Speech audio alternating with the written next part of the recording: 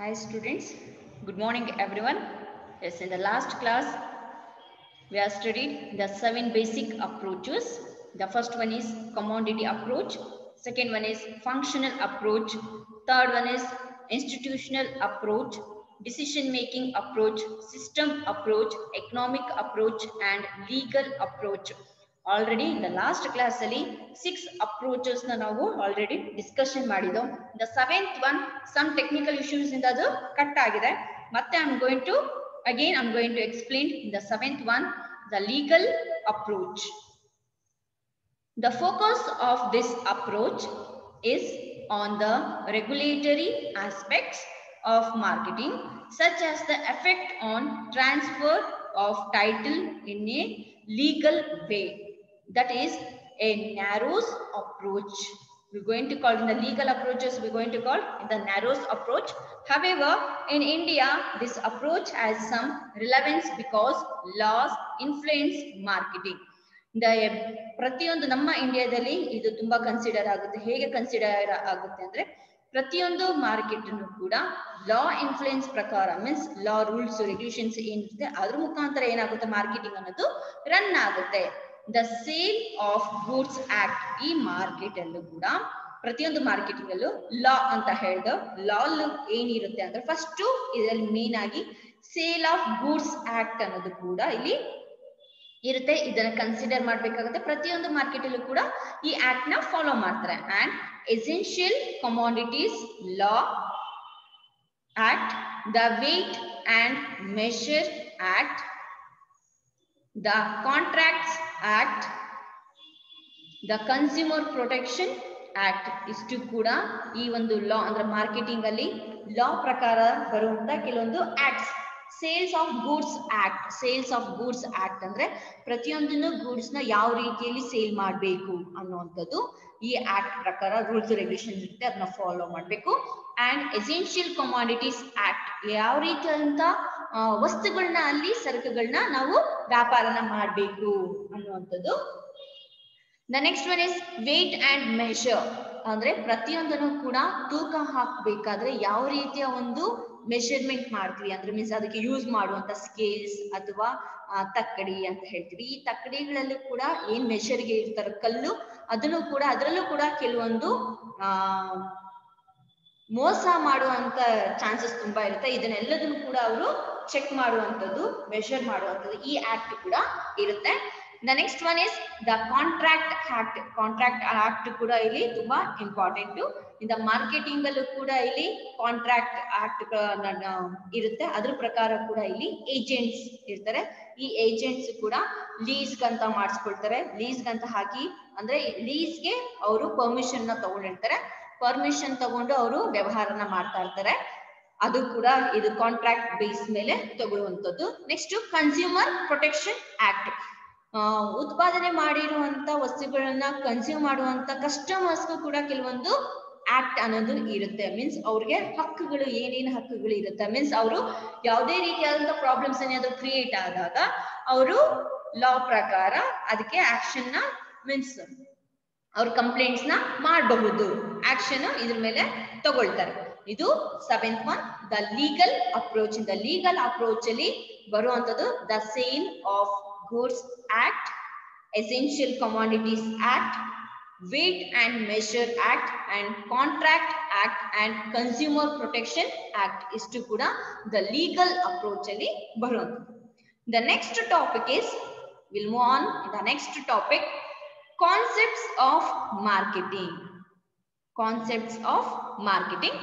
The marketing concept holds that the key to achieving organizational goals consists in determining the needs and wants of target markets and delivering the desired satisfaction more effectively and efficiently than competitors. The marketing concept, they're going to hold some key, that is achieving organizational goals. ಯಾವುದೇ ರೀತಿಯಂತ organisation ನ goals ಏನ್ ಗುರಿಗಳಿರುತ್ತೆ ಅದನ್ನ achieve ಮಾಡ್ಬೇಕಾದ್ರೆ ಅದರದೇ ಆದಂತ ಕೆಲವೊಂದು ಪರಿಭಾವನೆಗಳನ್ನೋದು ಇರುತ್ತೆ. in determining the needs and wants of target markets and delivering the desired satisfaction more effectively and efficiently than competitors. ಬೇರೆ ಕಾಂಪಿಟೇಟರ್ಸ್ ಗಿಂತ ಹೆಚ್ಚಿನ ಎಫೆಕ್ಟಿವ್ ಆಗಿ ಎಫಿಷಿಯೆಂಟ್ ಆಗಿ they going to supply the needs and wants. ಅಂದ್ರೆ ಏನು ಒಂದು ಬೇರೆಯವ್ರಿಗಿಂತ ಹೆಚ್ಚಿನ ಒಳ್ಳೆ ಉತ್ತಮ ರೀತಿಯಲ್ಲಿ ಕಸ್ಟಮರ್ಸ್ಗೆ ಅಂದ್ರೆ ಗ್ರಾಹಕರಿಗೆ ಬೇಕಾಗಿರುವಂತ ಸರಕುಗಳನ್ನ ಯಾವ ರೀತಿಯಲ್ಲಿ ಅವ್ರಿಗೆ ತಲುಪಿಸ್ತೀವಿ ಅಂದ್ರೆ ಅದರಿಂದ ಅವರು ಸ್ಯಾಟಿಸ್ಫೈ ಆಗ್ಬೇಕು, ಮೋರ್ ಸ್ಯಾಟಿಸ್ಫ್ಯಾಕ್ಷನ್ ಅನ್ನೋದು ಆಗ್ಬೇಕು. ಇವೆಲ್ಲದರಲ್ಲೂ ಕೂಡ ಅವರ ನೀಡ್ಸ್ ವಾಂಟ್ಸ್ ಆ ಟೈಮ್ ಕರೆಕ್ಟ್ ಆಗಿ ಸಮಯಕ್ಕೆ ತಕ್ಕಂತೆ ಅವರು ಏನ್ ಮಾಡ್ಬೇಕು, ಸರಕುಗಳನ್ನ ಸಾಗಣೆಯನ್ನ ಮಾಡ್ಬೇಕು. There are 5 competitive concept. ಇದರಲ್ಲಿ 5 ಕಾನ್ಸೆಪ್ಟ್ ಬರುತ್ತೆ under which business and the other organisation can conduct their marketing activity. ಪ್ರತಿಯೊಂದು ಮಾರ್ಕೆಟಿಂಗ್ ಆಕ್ಟಿವಿಟಿಯಲ್ಲೂ ಕೂಡ ಅಂದ್ರೆ ಮಾರಾಟ ಪ್ರಕ್ರಿಯೆಯಲ್ಲೂ ಕೂಡ ಅವ್ರದ್ದೇ ಆದಂತ 5 ಕಾನ್ಸೆಪ್ಟ್ ಅನ್ನೋದು ಇರುತ್ತೆ. ಅದರಲ್ಲಿ ಯಾವ ರೀತಿಯಲ್ಲಿ ಪ್ರತಿಯೊಂದು ಕಾನ್ಸೆಪ್ಟ್ ಅಲ್ಲೂ ಕೂಡ ಕೆಲವೊಂದು ವಿಷಯಗಳನ್ನ ಒಳಗೊಂಡಿರುತ್ತೆ. ಅದ್ರ ಬೇಸ್ ಮೇಲೆ ಅವ್ರು ಏನ್ ಮಾಡ್ತಾರೆ, ಮಾರ್ಕೆಟಿಂಗ್ ನ ಲೀಡ್ ಮಾಡ್ತಾ ಹೋಗ್ತಾರೆ. ಕಾನ್ಸೆಪ್ಟ್ ಮೀನ್ಸ್ ಪರಿಭಾವನೆಗಳು ಅಂತ ಕರಿತೀವಿ. First one is production concept, ಉತ್ಪಾದನಾ ಪರಿಭಾವನೆ ಅಥವಾ ಉತ್ಪನ್ನದ ಪರಿಭಾವನೆ ಅಂತ ಹೇಳುವಂಥದ್ದು.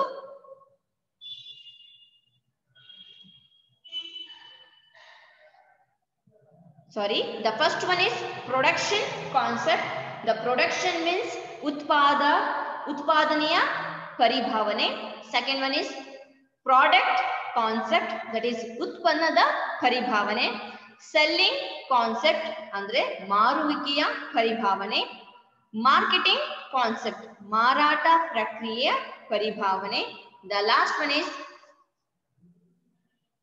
societal marketing concept, ಸಾಮಾಜಿಕ ಮಾರಾಟ ಪರಿಭಾವನೆ, ಮಾರಾಟ ಪ್ರಕ್ರಿಯೆ ಪರಿಭಾವನೆ ಅಂತ ಹೇಳ್ತೀವಿ.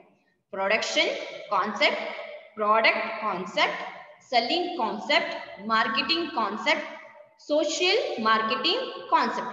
The first one is production concept. Production concept. It holds that consumers will favor those products that are widely available and low in cost. The widely available and low in cost. The production concept ಅಲ್ಲಿ ಅಂದ್ರೆ ಉತ್ಪಾದನಾ ಅಧ್ಯಯನದಲ್ಲಿ, ಉತ್ಪಾದನಾ ಪರಿಭಾವನೆಯಲ್ಲಿ ಪ್ರತಿಯೊಂದು ವಸ್ತುಗಳನ್ನು ಕೂಡ ಏನು ವಸ್ತುಗಳು ಸಿಗುತ್ತೆ that is very low cost ಅಂದ್ರೆ ತುಂಬಾ ಕಡಿಮೆ ಬೆಲೆಯಲ್ಲಿ ಸಿಗುವಂತ ರೀತಿಯಲ್ಲಿ ಇರಬೇಕು.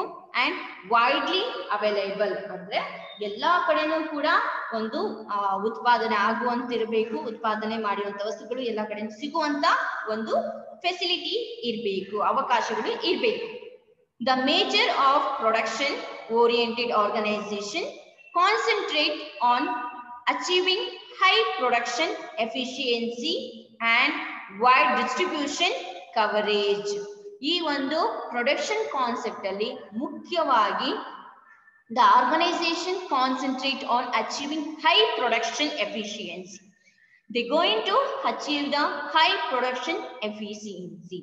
In the ಪ್ರತಿಯೊಂದು ಆರ್ಗನೈಸೇಷನ್ ಕೂಡ, ಪ್ರತಿಯೊಂದು ಸಂಘಟನೆಯು ಕೂಡ ಮೊದಲು ಏನ್ ಕಾನ್ಸಂಟ್ರೇಟ್ ಮಾಡುತ್ತೆ ಅಂದ್ರೆ ಉತ್ಪಾದನೆಯಲ್ಲಿ ಹೆಚ್ಚಳವನ್ನು ಮಾಡೋದಕ್ಕೆ ಇಲ್ಲಿ ತುಂಬಾ ಕಾನ್ಸಂಟ್ರೇಟ್ ನ ಮಾಡುತ್ತೆ, ಅಂದ್ರೆ ಗಮನನ ಹರಿಸುತ್ತೆ. ಅಂಡ್ ವೈಡ್ ಡಿಸ್ಟ್ರಿಬ್ಯೂಷನ್ ಕವರೇಜ್ ಅಂದ್ರೆ ಇದನ್ನ ಎಲ್ಲಾ ಕಡೆನೂ ಕೂಡ ಇದನ್ನ ಸಾಗಣೆ ಮಾಡುವುದಕ್ಕೆ ಒಂದು ಅವಕಾಶಗಳನ್ನ ಮಾಡಿಕೊಡುತ್ತೆ. ಮೀನ್ಸ್ ಯಾಕೆ ಅಂದ್ರೆ ಏನ್ ನಾವು ಪ್ರೊಡಕ್ಷನ್ ಜಾಸ್ತಿ ಮಾಡ್ತೀವಿ, ಉತ್ಪಾದನೆ ಯಾವಾಗ ಜಾಸ್ತಿ ಆಗುತ್ತೋ ಆ ಉತ್ಪಾದನೆ ಆಗಿದ್ಮೇಲೆ ಆ ವಸ್ತುಗಳನ್ನ ನಾವು ಹಾಗೆ ಇಟ್ಕೊಳ್ಳೋದಕ್ಕಾಗಲ್ಲ, ಅದನ್ನ ಸಪ್ಲೈ ಮಾಡ್ಬೇಕು. ಅಂದ್ರೆ ಬೇರೆ ಬೇರೆ ಏರಿಯಾಗಳಿಗೆ ಅದನ್ನ ಸಾಗಣೆನ ಮಾಡ್ಬೇಕು. ಸಾಗಣೆ ಮಾಡಿದಾಗ ಮಾತ್ರ ಏನಾಗುತ್ತೆ, ಅವೆಲ್ಲವೂ ಕೂಡ ಸೇಲ್ ಆಗುತ್ತೆ, ಅಂದ್ರೆ ಎಲ್ಲರೂ ಕೂಡ ಅದನ್ನ ತಗೊಳ್ಳೋದಕ್ಕೆ ಸಾಧ್ಯ ಆಗುತ್ತೆ. ಅವಕಾಶಗಳು ಸಿಗುತ್ತೆ.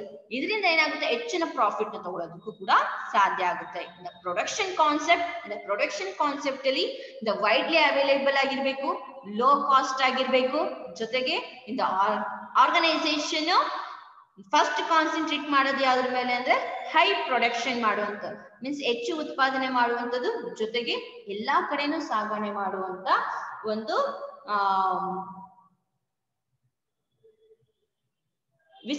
ವಿಸ್ತೃತ ಹಂಚಿಕೆ ವ್ಯಾಪಿಸುವಿಕೆಯಲ್ಲಿ ಸಾಧಿಸುವುದರಲ್ಲಿ ತಮ್ಮ ಗಮನನ ಕೇಂದ್ರೀಕರಿಸೋದು.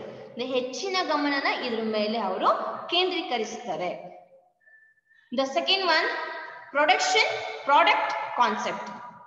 The first one is production concept. Second one is product concept. ಅಂದ್ರೆ ಉತ್ಪನ್ನದ ಪರಿಭಾವನೆ. It holds that consumers will favor those products that offer the most quality,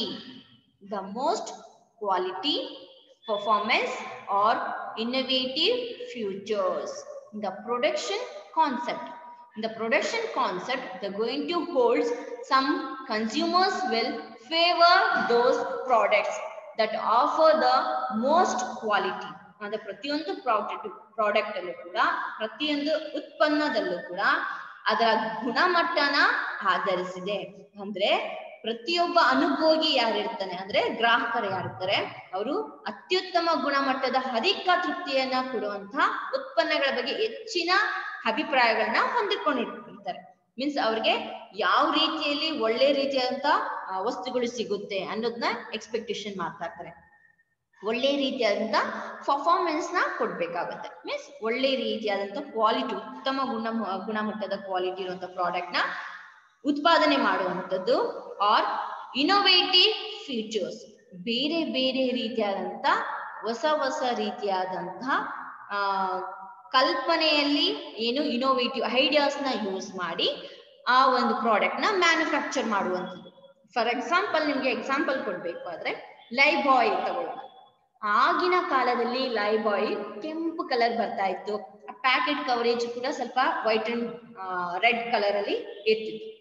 but this is modern technology. ಎಲ್ಲರೂ ಕೂಡ ಮಾಡರ್ನ್ ಆಗಿ ಇರೋದ್ರಿಂದ ಎಲ್ಲರೂ ಕೂಡ ಥಿಂಕ್ ಮಾಡೋದಿಲ್ಲ. ಆಗ ತುಂಬಾ ಲೈಫಾಯ್ ಅಂದ್ರೆ ಎಲ್ಲರೂ ಯೂಸ್ ಮಾಡ್ತಿದ್ರು. ಲೈಫಾಯ್ ಅದ್ರ ಕ್ವಾಲಿಟಿ ಫೀಚರ್ಸ್ ಚೆನ್ನಾಗಿರ್ತಿತ್ತು, ಯೂಸ್ ಮಾಡ್ತಾ ಇದ್ರು. ಬಟ್ ಅದ್ರ ಕಾಂಪಿಟೇಟರ್ಸ್ ಆಗಿ ಬೇರೆ ಹಲವಾರು ರೀತಿಯಾದಂತ ಪ್ರಾಡಕ್ಟ್ಸ್ ಮಾರ್ಕೆಟ್ ಬಂದಾಗ ಏನಾಯ್ತು, ಅದ್ರ ವ್ಯಾಲ್ಯೂ ಅನ್ನೋದು ಕಳ್ಕೊಳ್ತು. ಹೌದಾ? ಎಸ್. ಅದಕ್ಕೆ ಆ ಮಾರ್ಕೆಟ್ ಆರ್ಗನೈಸೇಷನ್ ಏನ್ ಮಾಡುತ್ತೆ, ಆ ಕಂಪನಿ ಏನ್ ಮಾಡ್ತು, ನೆಕ್ಸ್ಟ್ ಇನೋವೇಟಿವ್ ಐಡಿಯಾಸ್ ನ ಯೂಸ್ ಮಾಡಿ ಆ ಒಂದು ಲೈಫಾಯ್ ನ ಬೇರೆ ಬೇರೆ ರೀತಿಯಾದಂತ ಕಲರ್ಸ್ ಅಲ್ಲಿ ತಗೊಂಡ್ಬಂತು. ಕಲರ್ಸ್ ಜೊತೆಗೆ ದ ಸ್ಟೈಲ್, ಏನಾದ್ರ ಒಂದು ಡಿಸೈನ್ ಏನಿತ್ತು ಆ ಡಿಸೈನ್ ಕೂಡ ಚೇಂಜ್ ಆಯ್ತು. ಈವನ್ ಕವರ್ ಪ್ಯಾಕೇಜ್, ಅದರ ಪ್ಯಾಕೇಜ್ ಕೂಡ ಪೂರ್ತಿಯಾಗಿ ಚೇಂಜ್ ಆದಾಗ ಅದರ ವ್ಯಾಲ್ಯೂ ಅನ್ನೋದು ಕೂಡ ಜಾಸ್ತಿ ಆಗೋದಕ್ಕೆ ಹೋಯ್ತು. ಆದ್ರಿಂದ ಒಂದು ಪ್ರೊಡಕ್ಷನ್ ಅಂದ್ರೆ ಒಂದು ಪ್ರಾಡಕ್ಟ್ ಏನಿರುತ್ತೆ, ಆ ಪ್ರಾಡಕ್ಟ್ ಒಂದೇ ರೀತಿಯಲ್ಲಿ ಬರ್ತಾ ಇದ್ರೆ ಯಾರು ಕೂಡ ಅದನ್ನ ಅಕ್ಸೆಪ್ಟ್ ಮಾಡ್ಕೊಳ್ಳೋದಿಲ್ಲ. ಅದ್ರಲ್ಲೇ ಚೇಂಜಸ್ ಅನ್ನೋದು ಮಾಡ್ತಾ ಇರ್ಬೇಕಾಗುತ್ತೆ. ಕಲರ್ ಆಗಿರ್ಬೋದು ಅಥವಾ ಡಿಸೈನ್ ಆಗಿರ್ಬೋದು, ಅದರ ಕವರೇಜ್ ಪ್ಯಾಕೇಜ್ ಏನ್ ಹೇಳ್ತೀವಿ ಆ ಪ್ಯಾಕೇಜ್ ಆಗಿರ್ಬೋದು, ಎಲ್ಲದಲ್ಲೂ ಕೂಡ ಚೇಂಜಸ್ ನ ಮಾಡ್ತಾ ಇರ್ಬೇಕು. ದಟ್ ಈಸ್ ಇನೋವೇಟಿವ್ ಫೀಚರ್ಸ್ ಅಂತ ಹೇಳ್ತೀವಿ. The managers in these product oriented, the organization focused their energy on making superior products and improving them over time. The organization focused their energy on marketing. The market ಅಲ್ಲಿ ಪ್ರತಿಯೊಂದು product ಕೂಡ ಒಂದು ಉತ್ತಮ ಮಟ್ಟದಲ್ಲಿರುವ ಸ್ಥಾನದಲ್ಲಿ ಇರಬೇಕು ಅಂತ ಅನ್ಕೊಳ್ತೀವಿ. ಆ ರೀತಿಯಲ್ಲಿ ಇರಬೇಕು ಅಂದ್ರೆ ಗುಡ್ ಕ್ವಾಲಿಟಿ ಜೊತೆಗೆ ಪ್ರೈಸ್ ಕೂಡ ಲೋ ಪ್ರೈಸ್ ಅಲ್ಲಿ ಇರಬೇಕು. ಇದರಿಂದ ಏನಾಗುತ್ತೆ, ಸುಪೀರಿಯರ್ ಪ್ರಾಡಕ್ಟ್ಸ್ ಆಗಿರ್ಬೇಕು.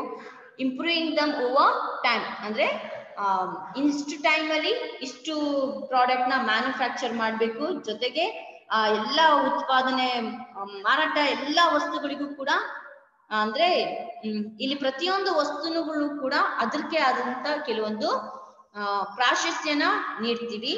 ಈ ಒಂದು ಏನು ಪ್ರಾಡಕ್ಟ್ ಕಾನ್ಸೆಪ್ಟ್ ಅಂತ ಹೇಳ್ತಾ ಇದ್ವಿ, ಈ ಪ್ರಾಡಕ್ಟ್ ಕಾನ್ಸೆಪ್ಟ್ ಅನ್ನೋದು ಎಲ್ಲ ವಸ್ತುಗಳಿಗೂ ಕೂಡ ನಾವು ಇದನ್ನ ಅನ್ವಯ ಆಗೋದಿಲ್ಲ. ಯಾಕೆ ಅಂದ್ರೆ ನಾವು ಕೆಲವೊಂದು ವಸ್ತುಗಳನ್ನ ಮಾತ್ರ ತಗೊಳ್ಬೇಕಾದ್ರೆ ಮಾತ್ರ ಅದಕ್ಕೆ ಅದರ ಏನು ಕ್ವಾಲಿಟಿ ಕ್ವಾಂಟಿಟಿ ಎಲ್ಲದನ್ನು ಕೂಡ ಚೆಕ್ ಮಾಡ್ತೀವಿ. ಹೌದಾ? ಈಗ ಫಾರ್ ಎಕ್ಸಾಂಪಲ್ ನಾವು ಯೂಸ್ ಮಾಡುವಂತ ಸ್ಲಿಪ್ಪರ್ಸ್ ತುಂಬಾ ಚೆನ್ನಾಗಿರ್ಬೇಕು, ಕ್ವಾಲಿಟಿ ಇರ್ಬೇಕು, ದಿನ ಅಂದ್ರೆ ಹೆಚ್ಚಿನ ಬಾಳಿಕೆ ಬರ್ಬೇಕು ಅಂತ ಥಿಂಕ್ ಮಾಡ್ತೀವಿ. ಅವಾಗ ಏನ್ ಮಾಡ್ತೀವಿ? ಕಂಪ್ನಿ ಪ್ರಾಡಕ್ಟ್ನೇ ತಗೊಳ್ತೀವಿ. ಹೌದಾ? ಇವಾಗ ಸಿಂಪಲ್ ಆಗಿ ಇರ್ಬೇಕು ಬಿಡಪ್ಪ, ಸಿಂಪಲ್ ಆಗಿರೋದನ್ನ ಅಂದ್ರೆ ಏನ್ ಮಾಡ್ತೀವಿ? ಫುಟ್ಪಾತ್ ಮೇಲೆ ಯೂಸ್ ಇರುವಂತ ಒಂದು ಸ್ಲಿಪ್ಪರ್ಸ್ ನ ತಗೊಳ್ತೀವಿ, 100 ರೂಪೀಸ್ ಆ ರೀತಿಯಲ್ಲಿ ಇರೋದನ್ನ ತಗೊಳ್ತೀವಿ. ಬಟ್ ಅದೆಷ್ಟು ದಿನ ಬಾಳಿಕೆ ಬರುತ್ತೆ ಥಿಂಕ್ ಮಾಡ್ತೀವಲ್ವಾ? ಎಸ್. ಇನ್ನೊಂದು ಎಕ್ಸಾಂಪಲ್ ಕೊಡ್ಬೇಕಾದ್ರೆ ಟಿವಿ, ಮನೇಲಿ ನೋಡೋದಕ್ಕೆ ಟಿವಿ ಯೂಸ್ ಮಾಡ್ತೀವಲ್ಲ, ನೋಡ್ತೀವಲ್ವಾ, ಈ ಟಿವಿನ ಪರ್ಚೇಸ್ ಮಾಡ್ಬೇಕಾದ್ರೆ ಫಸ್ಟ್ ಥಿಂಕ್ ಏನ್ ಮಾಡ್ತೀವಿ ಹೇಳಿ? ಅದರ ಫೀಚರ್ಸ್ ನ ನಾವು ತಿಳ್ಕೊಳ್ತೀವಿ. ಅದರ ಬ್ಯಾಕ್ ಗ್ರೌಂಡ್ ಫೀಚರ್ಸ್ ಏನಿರುತ್ತೆ ಪ್ರತಿಯೊಂದನ್ನು ತಿಳ್ಕೊಂಡು, ಯಾಕಂದ್ರೆ ಟಿವಿನ ನಾವು ಬದಲಾಯಿಸೋದಕ್ಕಾಗಲ್ಲ. ಸ್ಲಿಪ್ಪರ್ಸ್ ಆದ್ರೂ ನಾವು ಚೇಂಜ್ ಮಾಡ್ತೀವಿ, ಬಟ್ ಟಿವಿನ ನಾವು 3 ಮಂತ್ಸ್ ನಾವು ಚೇಂಜ್ ಮಾಡೋದಕ್ಕಾಗೋದಿಲ್ಲ. ಹೌದಾ? ನೀವು ಯೂಸ್ ಮಾಡುವಂತ ಟಿವಿ ಆಗಿರ್ಬೋದು, ನಿಮ್ಮ ಮನೇಲಿ ಯೂಸ್ ಮಾಡುವಂತ ವಾಷಿಂಗ್ ಮಿಷಿನ್ ಅಥವಾ ಫ್ರಿಡ್ಜ್ ಅಥವಾ ಮೊಬೈಲ್, ಇವೆಲ್ಲದನ್ನು ಕೂಡ ನಾವು ತಗೊಳ್ಳೋಕ್ಕಿಂತ ಮುಂಚೆಗೆ ಪ್ರತಿಯೊಂದು ಫೀಚರ್ಸ್ ಕೂಡ ನಾವು ಥಿಂಕ್ ಮಾಡ್ತೀವಿ, ಆಲೋಚನೆ ಮಾಡಿ, ಇನ್ಫಾರ್ಮೇಶನ್ ಕಲೆಕ್ಟ್ ಮಾಡಿ, ಆಮೇಲೆ ಏನ್ ಮಾಡ್ತೀವಿ? ನಾವು ಪ್ರಾಡಕ್ಟ್ ನ ಪರ್ಚೇಸ್ ಮಾಡ್ತೀವಿ. ಹೌದಾ? ಎಸ್. ಅದೇ ರೀತಿಯಲ್ಲಿ ಈ ಪ್ರಾಡಕ್ಟ್ ಕಾನ್ಸೆಪ್ಟ್ ಏನಿದೆ, ಈ ಕಾನ್ಸೆಪ್ಟ್ ಎಲ್ಲಾ ವಸ್ತುಗಳು ಕೂಡ ಕನ್ಸಿಡರ್ ಆಗೋದಿಲ್ಲ. ಕೆಲವೊಂದು ಉತ್ಪನ್ನಗಳಿಗೆ ಮಾತ್ರ, ಕೆಲವೊಂದು ವಸ್ತುಗಳಿಗೆ ಮಾತ್ರ, ಅದರಲ್ಲೂ ತುಂಬಾ ಹೈ ಕಾಸ್ಟ್ ಇರುವಂತ ವಸ್ತುಗಳಿಗೆ ಮಾತ್ರ ಇದು ಅಡಾಪ್ಟ್ ಆಗುತ್ತೆ, ಮೀನ್ಸ್ ಇದು ಕನ್ಸಿಡರ್ ಆಗುತ್ತೆ. The third one is selling concept. Selling concept. The selling concept holds that consumers, if left alone, will ordinarily not buy enough of organization's product. The organization must therefore undertake an aggressive selling and promotion effort. Aggressive selling and promotion effort. The selling concept holds the consumers, if left alone, will ordinarily not buy enough of organization's product. ಇವಾಗ ಅವ್ರ ಪಾಡಿಗೆ ಅವ್ರನ್ನ consumers ಒಳಗಡೆ ಬಂದಿದ ತಕ್ಷಣ organisation ಅಂದ್ರೆ ಒಂದು ಇದಕ್ಕೆ ಹೋಗ್ತೀವಿ, ಅಂಗಡಿಗೆ ಹೋದಾಗ ಅವ್ರ ಪಾಡಿಗೆ ಅವ್ರನ್ನ ಬಿಟ್ಬಿಟ್ರೆ ಅವ್ರೇನ್ ಮಾಡ್ತಾರೆ? ಅವ್ರಿಗೆ ಎಷ್ಟು ಬೇಕು ಅಷ್ಟನ್ನೇ ಮಾತ್ರ ಅವರು ಪರ್ಚೇಸ್ ಮಾಡ್ತಾರೆ. ಹೌದಾ? ಆದ್ರೆ ಪ್ರತಿಯೊಂದು ಮಾರುಕಟ್ಟೆಯಲ್ಲೂ ಕೆಲವೊಂದು ಅಂದ್ರೆ ಅವರಾಗೆ ಅವ್ರು ಹೋಗಿ ಕೆಲವೊಂದು ಪ್ರಾಡಕ್ಟ್ ನ ಪರ್ಚೇಸ್ ಮಾಡ್ಕೊಳ್ತಾರೆ. ಆ ಪರ್ಚೇಸ್ ಮಾಡ್ಬೇಕಾದ್ರೂ ಕೂಡ ಇಲ್ಲಿ 2 ರೀತಿಯಲ್ಲೂ ಇದೆ. ಇವಾಗ ಚಿಕ್ಕ ಅಂಗಡಿಗಳಿಗೆ ನಾವು ಹೋದಾಗ ನಾವೇ ಹೋಗಿ ಅದನ್ನ ಸೆಲೆಕ್ಟ್ ಮಾಡಿ ತಗೊಳ್ಳುವಂತ ಅವಕಾಶಗಳು ಇರೋದಿಲ್ಲ. ನಾವೇನ್ ಕೇಳ್ತೀವಿ ಅದನ್ನ ಮಾತ್ರ ಅವ್ರು ಕೊಡ್ತಾರೆ. ಹೌದಾ? ಒಂದು. ದ ಸೆಕೆಂಡ್ ಒನ್, ಇವಾಗ ಫಾರ್ ಎಕ್ಸಾಂಪಲ್ ದೊಡ್ಡ ಸ್ಟೋರ್ಗೆ ಹೋದಾಗ, ಮೀನ್ಸ್ ಡಿ ಮಾರ್ಟ್ ಅಂತ ಹೋಗ್ತೀವಿ. ಡಿ ಮಾರ್ಟ್ಗೆ ಹೋದಾಗ ಏನ್ ಅನ್ಕೊಳ್ತೀವಿ? ನಾವೇನೋ ಒಂದು ಲಿಸ್ಟ್ ಹಾಕೊಂಡು ಹೋಗಿರ್ತೀವಿ, ಬಟ್ ಆ ಲಿಸ್ಟ್ ಗಿಂತ ಏನಾಗುತ್ತೆ? ಪ್ರಾಡಕ್ಟ್ಸ್ ನಾವು ಪರ್ಚೇಸ್ ಮಾಡೋದು ಜಾಸ್ತಿ ಆಗ್ತಾ ಹೋಗುತ್ತೆ. ಹೌದಾ? ನಾವು ಅನ್ಕೊಳ್ಳೋಗಿಂತ ಹೆಚ್ಚಿನ ಒಂದು ಪ್ರಾಡಕ್ಟ್ ನ ಪರ್ಚೇಸ್ ಮಾಡಿರ್ತೀವಿ. ಹೇಗೆ? That is attraction. ಅದನ್ನ ನೋಡಿದಾಗ ಅದನ್ನ ತಗೋಬೇಕು ಅನ್ಸುತ್ತೆ, ಇದನ್ನ ನೋಡಿದಾಗ ಇದನ್ನು ತಗೋಬೇಕು ಅನ್ಸುತ್ತೆ. ಮೀನ್ಸ್ ಅಲ್ಲಿ ವೆರೈಟೀಸ್, ತುಂಬಾ ವೆರೈಟೀಸ್ ನ ನೋಡ್ತೀವಿ. ಹೌದಾ? ಈ ವೆರೈಟೀಸ್ ನ ನೋಡಿದಾಗ ಏನಾಗುತ್ತೆ? ಎಲ್ಲದನ್ನು ಕೂಡ ತಗೊಳ್ಬೇಕು ಅಂತ ಅನ್ಸುತ್ತೆ. ಹೌದಾ? ಹಾಗನ್ಬಿಟ್ಟು ನಾವು ನಮ್ಗಿಷ್ಟ ಬಂದಿದ್ ಮಾತ್ರ ನಾವು ತಗೊಳ್ತೀವಿ ಹೊರತು ಅಲ್ಲೂ ಕೂಡ ಯಾರು ಕೂಡ ನಿಮ್ಮನ್ನ ತುಂಬಾ ಒತ್ತಡ ಹೇರಿ ಇದನ್ನ ತಗೊಳ್ಳಿ ಅಂತ ಹೇಳೋರು ಇರೋದಿಲ್ಲ. ಹೌದಾ? Yes. That is will ordinary not by enough of organisation products. ಅಂದ್ರೆ ನಮ್ಮನ್ನ ನಾವೇ ಬಿಟ್ಟಾಗೂ ಕೂಡ ನಮ್ಗೇನ್ ಬೇಕೋ ಅದನ್ನ ಮಾತ್ರ ತಗೊಳ್ತೀವಿ ಹೊರತು ಯಾರು ಕೂಡ ಅಲ್ಲಿ ಒತ್ತಡನ ಹೇಳ್ಬಿಟ್ಟು ನೀವು ತಗೊಳ್ಳಿ ಅಂತ ನಮ್ಮನ್ನ ಡಿಮ್ಯಾಂಡ್ ಮಾಡೋದಿಲ್ಲ. The organization must therefore undertake an aggressive selling and promotion effort. ಪ್ರತಿಯೊಂದು ಆರ್ಗನೈಸೇಷನ್ ಕೂಡ ಯಾರೇ ಮೇಲೂ ಕೂಡ ಒತ್ತಡನ ಹೇರೋದಿಲ್ಲ. ಅವರ ಒಂದು ಸ್ವಯಂ ಪ್ರೇರಿತವಾಗಿ ಅವ್ರಿಗೆ ಬೇಕಾದ್ರೆ ಮಾತ್ರ ಆ ಒಂದು ಏನ್ ಮಾಡ್ತಾರೆ, ಜಸ್ಟ್ ಅವ್ರಿಗೆ ಬೇಕಿದ್ರೆ ಮಾತ್ರ ಪ್ರಾಡಕ್ಟ್ ನ ತಗೊಳ್ಳೋ ರೀತಿಯಲ್ಲಿ ಮಾಡ್ತಾರೆ.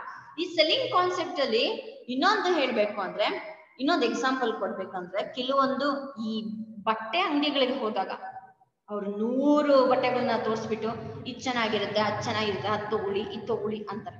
ಆ ರೀತಿಯಾದಂತ ಒತ್ತಡನ ಹೇರಬಾರ್ದು ಅಂತ ಹೇಳ್ತಿರೋದು. ಸೆಲ್ಲಿಂಗ್ ಕಾನ್ಸೆಪ್ಟ್ ಅಲ್ಲಿ ಅಂದ್ರೆ ಮಾರುವಿಕೆ ಪರಿಭಾವನೆಯಲ್ಲಿ ಹೆಣ್ಣು ಹೇಳ್ತಾ ಇದೆ ಅಂದ್ರೆ, ಅನುಭೋಗಿಗಳ ಮನಸ್ಸಿನ ಮೇಲೆ ಯಾವುದೇ ರೀತಿಯಾದಂತ ಒತ್ತಡನ ಹೇರುವಂತಿರ ಆಗಬಾರ್ದು.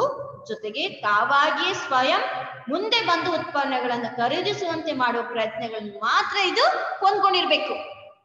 ಅಂದ್ರೆ ಯಾವ ರೀತಿಯಲ್ಲಿ ಅಂದ್ರೆ, ನಾವೇ ತಗೋಬೇಕು ಅಂದ್ರೆ ಅಲ್ಲಿ ಚಾಯ್ಸಸ್ ಇರ್ಬೇಕು, ಹೌದಾ, ಡಿಸೈನ್ಸ್ ಇರ್ಬೇಕು, ಹಲವಾರು ರೀತಿಯಿಂದ ಡಿಸೈನ್ಸ್, ಮತ್ತೆ ಯಾವ್ದು ಇಷ್ಟ ಆಗುತ್ತೋ ಅಂದ್ರೆ ಅಟ್ರಾಕ್ಟಿವ್ ರೀತಿಯಲ್ಲಿ ಅದು ಪ್ರಾಡಕ್ಟ್ ನ ಜೋಡಿಸಿರುವಂತದ್ದಾಗಿರ್ಬೋದು, ಎಲ್ಲಾ ರೀತಿಯ ವೆರೈಟೀಸ್ ಇರ್ಬೋದು, ಯಾವ್ದು ಇಷ್ಟ ಆಗುತ್ತೋ ಅದನ್ನ ಪರ್ಚೇಸ್ ಮಾಡ್ತಾರೆ. ಇವಾಗ ಡಿ ಮಾರ್ಟ್ಗೆ ಹೋದ್ರೆ ನಾವು ಲೀಸ್ಟ್ ಆಗಿಂತ ಜಾಸ್ತಿ ಹೋಗುತ್ತೆ, ಪ್ರಾಡಕ್ಟ್ ನ ಪರ್ಚೇಸ್ ಮಾಡ್ತೀವಿ. ಹೇಗೆ? ದಟ್ ಈಸ್ ಆ ಒಂದು ನೇಚರ್ ಆಗಿರುತ್ತೆ, ಎನ್ವಿರಾನ್ಮೆಂಟ್ ಆ ರೀತಿ ಇರುತ್ತೆ. ಆದ್ರಿಂದ ನಾವೇನ್ ಮಾಡ್ತೀವಿ, ಅಷ್ಟು ಪ್ರಾಡಕ್ಟ್ ನ ನಾವು ಪರ್ಚೇಸ್ ಮಾಡೋದಕ್ಕೆ ಹೋಗ್ತೀವಿ. The next one is marketing concept. The fourth one is marketing concept. The key to achieve organizational goals, the consist in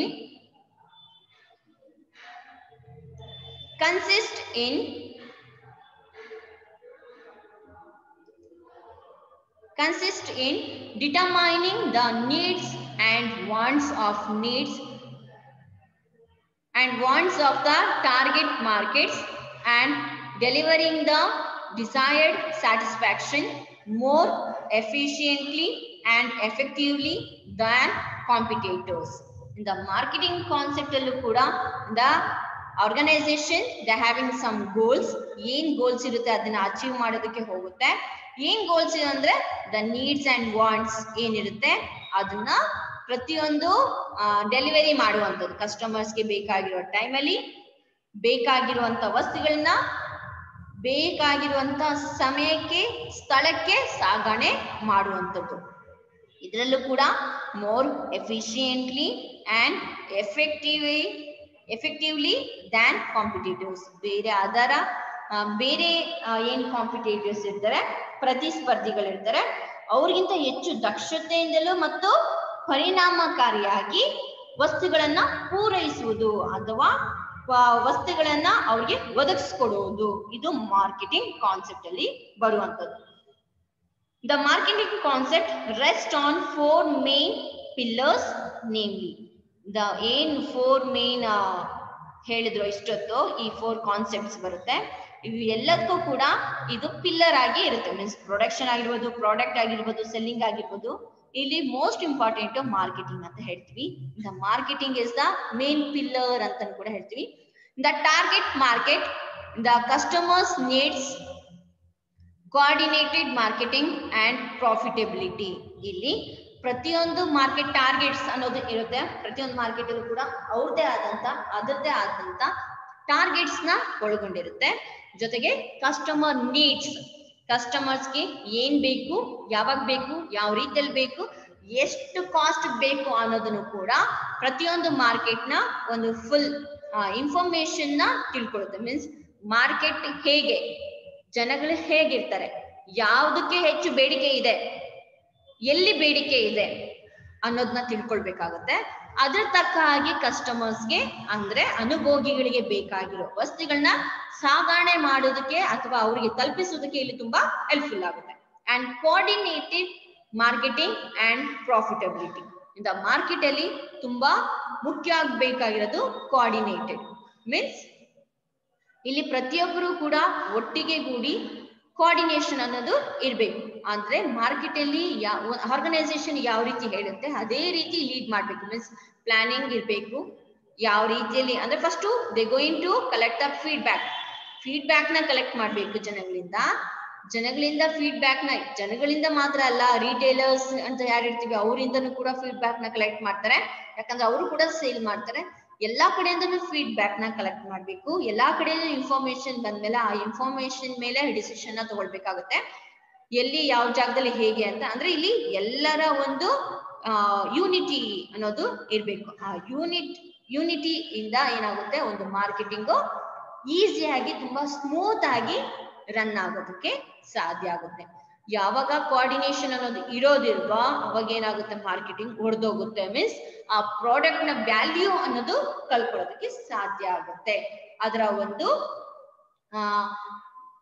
name ಏನಿರುತ್ತೆ ಅದು ಬಿದ್ದು ಹೋಗೋದಕ್ಕೆ ಸಾಧ್ಯ ಆಗುತ್ತೆ. ಅಂಡ್ ಪ್ರಾಫಿಟಬಿಲಿಟಿ ಇವೆಲ್ಲವೂ ಇದ್ರೆ, ಅಂದ್ರೆ ಮಾರ್ಕೆಟ್ ಟಾರ್ಗೆಟ್ ಏನಿರುತ್ತೆ ಆ ಟಾರ್ಗೆಟ್ ನ ಕರೆಕ್ಟ್ ಆಗಿ ಅಚೀವ್ ಮಾಡಿದ್ರೆ, ಕಸ್ಟಮರ್ ನೀಡ್ಸ್ ಏನಿರುತ್ತೆ ಅದನ್ನ ಕರೆಕ್ಟ್ ಟೈಮ್ಗೆ ಆ ನೀಡ್ಸ್ ವಾಂಟ್ಸ್ ನ ಸ್ಯಾಟಿಸ್ಫೈ ಮಾಡಿದ್ರೆ, ಆ ಜೊತೆಗೆ ಇವೆಲ್ಲ ಮಾಡ್ಬೇಕು ಅಂದ್ರೆ ಮುಖ್ಯವಾಗಿ ಮಾರ್ಕೆಟ್ ಅಲ್ಲಿ ಕೋಆರ್ಡಿನೇಷನ್ ಅನ್ನೋದು ಇಂಪಾರ್ಟೆಂಟ್ ಆಗುತ್ತೆ. ಆ ಕೋಆರ್ಡಿನೇಷನ್ ಇದ್ರೆ ಏನಾಗುತ್ತೆ, ನಮ್ಗೆ ಪ್ರಾಫಿಟ್ ಅಲ್ಲಿ ನೋಡೋದಕ್ಕೂ ಕೂಡ ಸಾಧ್ಯ ಆಗುತ್ತೆ. ಹೆಚ್ಚಿನ ಉತ್ತಮ ರೀತಿಯಾದಂತಹ ಲಾಭಾಂಶನ ನೋಡೋದಕ್ಕೂ ಕೂಡ ಇಲ್ಲಿ ತುಂಬಾ ಹೆಲ್ಪ್ಫುಲ್ ಆಗುತ್ತೆ ಅಂತ ಹೇಳುವಂತ. ಇದು ಬಂದು marketing concept. The next one, the last one is social marketing concept.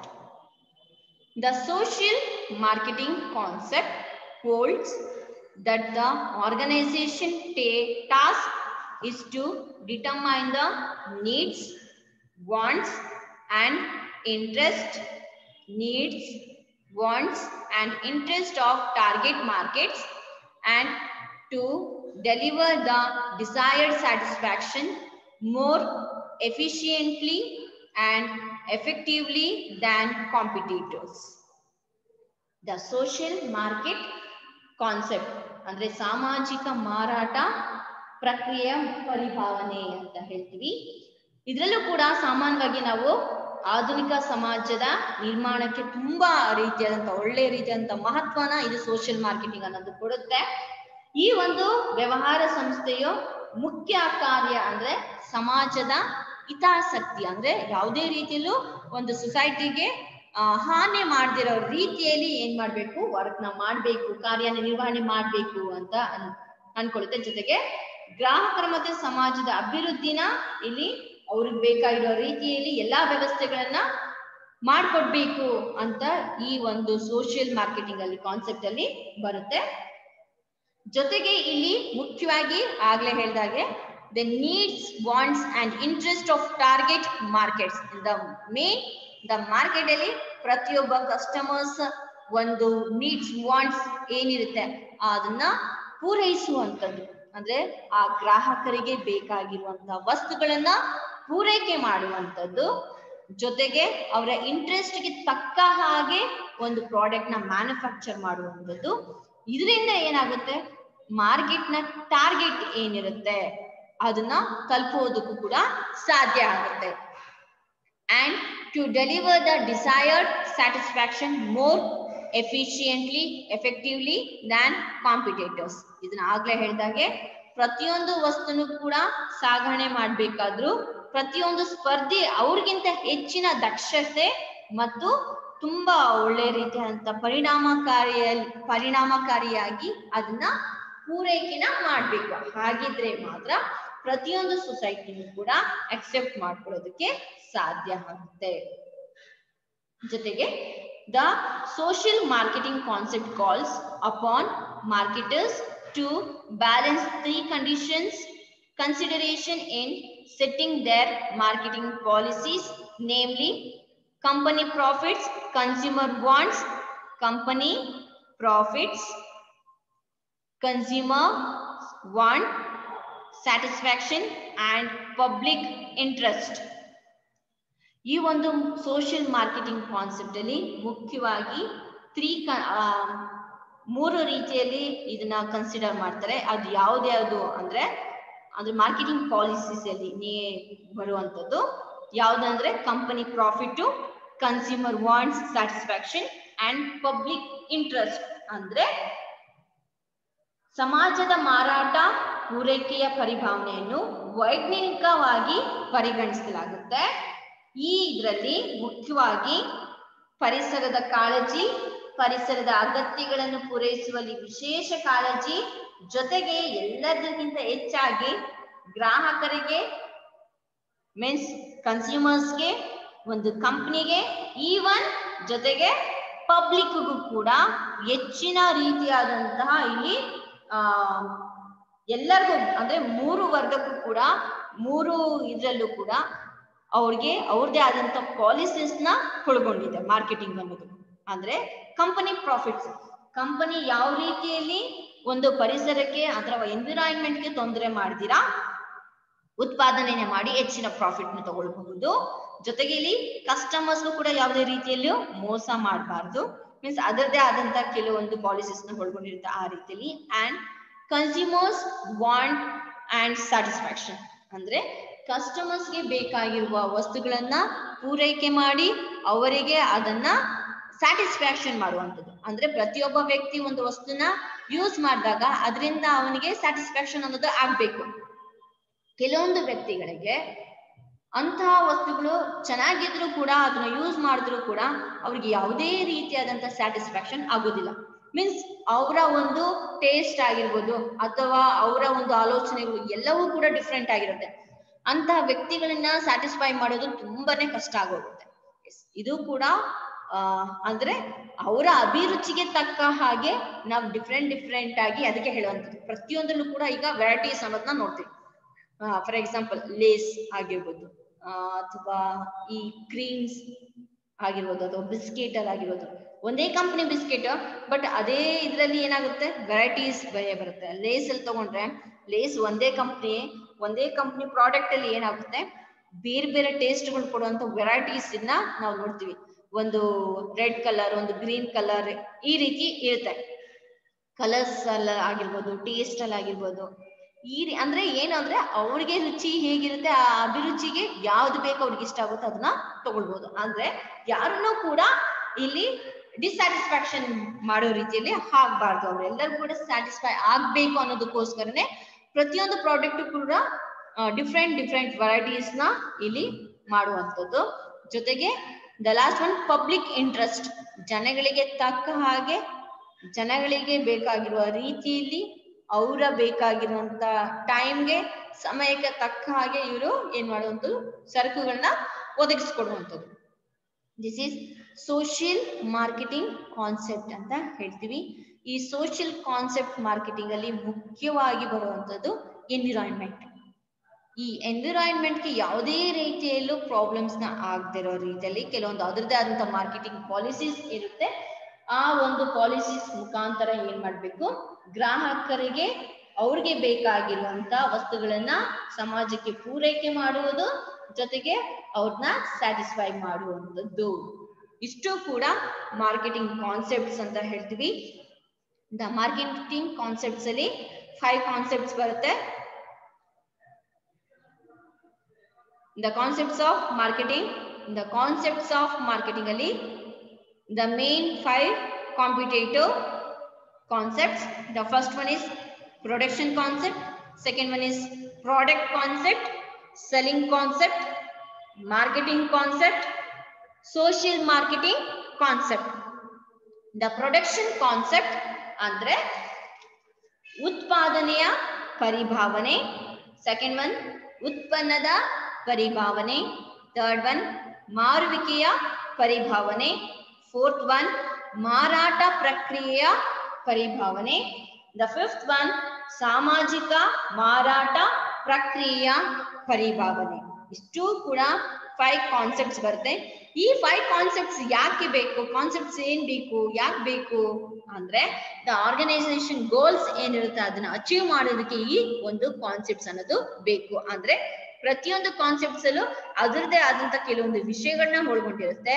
ಅದರ ಒಂದು ಬೇಸ್ ಮೇಲೆ ಮೀನ್ಸ್ ಆ ಒಂದು ವಿಷಯಗಳಿಗೆ ಸಂಬಂಧಪಟ್ಟ ಹಾಗೆ ಎಲ್ಲಾ ರೀತಿಯ ಒಂದು ಇನ್ಫಾರ್ಮೇಶನ್ ನ ಕಲೆಕ್ಟ್ ಮಾಡಿಕೊಂಡು ಮಾಹಿತಿನ ಸಂಗ್ರಹಿಸಿ ಆ ಮಾಹಿತಿ ಮೇಲೆ ಏನ್ ಮಾಡ್ತಾರೆ, ಒಂದು ಆರ್ಗನೈಸೇಷನ್ ಒಂದು ಅಥವಾ ಒಂದು ಸಂಘಟನೆ ಮುಂದೆ ಯಾವ ರೀತಿ ಮುಂದುವರಿಸಬೇಕು, ಯಾವ ರೀತಿಯಲ್ಲಿ ಅದನ್ನ ಬೆಳವಣಿಗೆನ ಮಾಡ್ಬೇಕು ಅನ್ನೋದನ್ನ ತೀರ್ಮಾನ ತೆಗೆದುಕೊಳ್ಳೋದಕ್ಕೋಸ್ಕರ ಈ ಕಾನ್ಸೆಪ್ಟ್ಸ್ ಆಫ್ ಮಾರ್ಕೆಟಿಂಗ್ ಅನ್ನೋದು ತುಂಬಾ ಮುಖ್ಯ ಅಂತ ಹೇಳ್ತೀವಿ. ಓಕೆ, ಇಲ್ಲಿಗೆ ನಾನು ಈ ಒಂದು ಕಾನ್ಸೆಪ್ಟ್ ಇಲ್ಲಿಗೆ ಮುಗಿಯುತ್ತೆ. ಇವತ್ತಿನ ಕ್ಲಾಸ್ ಕೂಡ ನಾನು ಸ್ಟಾಪ್ ಮಾಡ್ತಾ ಇದ್ದೀನಿ. Thank you students and take care.